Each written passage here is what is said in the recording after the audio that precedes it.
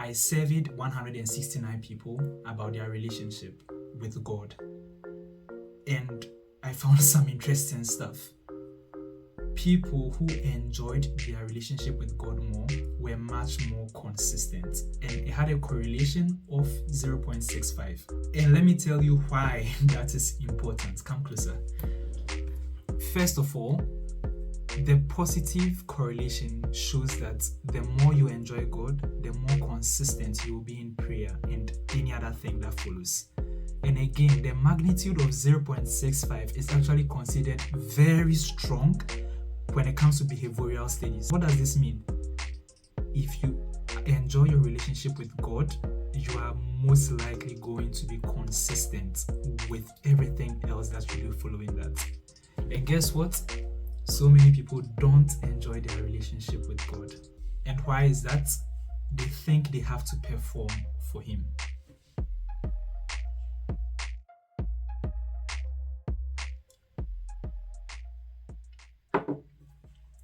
So imagine going on a date, and the whole time you are on this date, you are scared that you might say the wrong thing. I don't think that would be a date. That sounds more like an interview or something. And the funny thing is, this is how many of us have been relating with God. We see God as someone we have to perform for.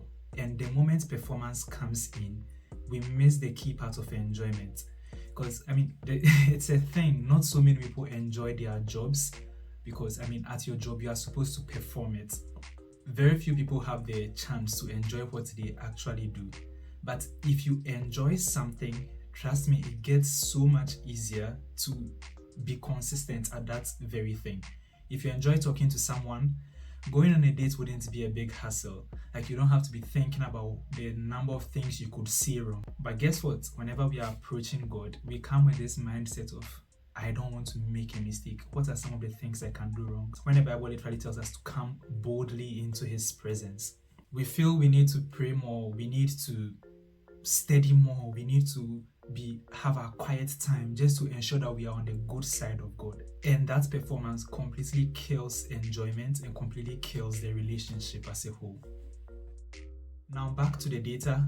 Those who enjoyed their relationship with God the least, the low enjoyment group, they had lower rates of consistency, they had higher rates of depression, higher rates of doubt, higher rates of feeling far from God. They had higher rates of identity struggles. This is not just something fancy that is on the side that we can throw in with our relationship with God. It's key and core. God made us to be loved by Him. God created us that we might have that relationship with Him. And when that is missing, it's a hole in our lives and hearts that nothing else can fill. And so you could have mental health ramifications, you could have identity struggles, you could have doubt, you could have a sense of feeling purposeless or a sense of emptiness just because that keyhole which is supposed to be filled by God is empty. When you don't enjoy God, everything suffers. Every aspect of your life suffers. Romans 5:8 says, while we were yet sinners, Christ died for us. And this is something that I think many people sometimes usually forget. While we were yet sinners, Christ died for us. Not when we were consistent, not when we were praying the most, not when we were at the best of our days, while we were yet sinners. And that tells me a lot that God's love for me is not based on what I do. It's not based on my actions. Because while I was yet a sinner, it says that for God commended His love toward us in that while we were yet sinners, Christ died for us. What more proof do I need to know that God loves me unconditionally? I don't need to have a quiet time to know I'm loved by God. I don't need to rack up prayer hours to know I'm loved by God. I don't need to rack up hours of reading the Bible to know I'm loved by God. His love for me is unconditional. Let me paint a picture for you. Imagine trying to run a particular race and not knowing that you were already at the finish line. So in your bit of running the race, you end up running backwards towards the starting line. God's love for us is not a finish line, it's not the end goal. That's not what we are trying to achieve. We are not trying to do everything we can do so that God loves us. God's love for us is the starting point, and everything else that we do is from that point on. We don't run backwards trying to earn God's love. No, we run forward knowing that God loves us and running in that grace, running in that love. That's the picture of Christianity. Your worship is not needed by God in the sense that the absence of the worship makes him any less God. He is God, whether we worship him or not. Your worship is a declaration by you unto God. It's a love response by you unto God. It's not a compulsory thing, because the moment the compulsion comes into it, we lose the essence of it. Then Christian, we could probably just I don't know, have some military regime or something and colonize the world, force everyone to worship God, and that wouldn't make God happy. That's not what he wants to do. He could automatically make everyone worship him. He could do anything that is not what he wants to do. There has to be that evolution. There has to be that desire from within to worship. So it's not something that we have to do. It's something we get to do. And the beauty of it all is when it comes from a heart of sincerity, when it comes from a place of desire, not from a place of fear. God is not in heaven keeping score of everything you do, checking how many hours you have prayed, how much you study, and trying to use that to gauge you. No. He's inviting you into a relationship with him. All of those things are for you. So listen, let me wrap it up. Let me just wrap it up. Enjoyment is the gateway to consistency, and that's clearly what the data is telling me. We don't enjoy God because we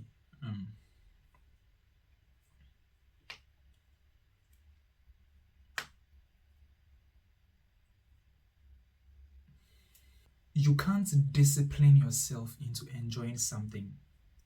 There is the discipline aspect, which is very important. You are not always going to want to or feel like, and there are times where you have to drag yourself to do certain things, but that can't be the core foundation of your relationship. I don't know if you would really want to be in a relationship with anyone who always has to drag themselves whenever they have to do something for you.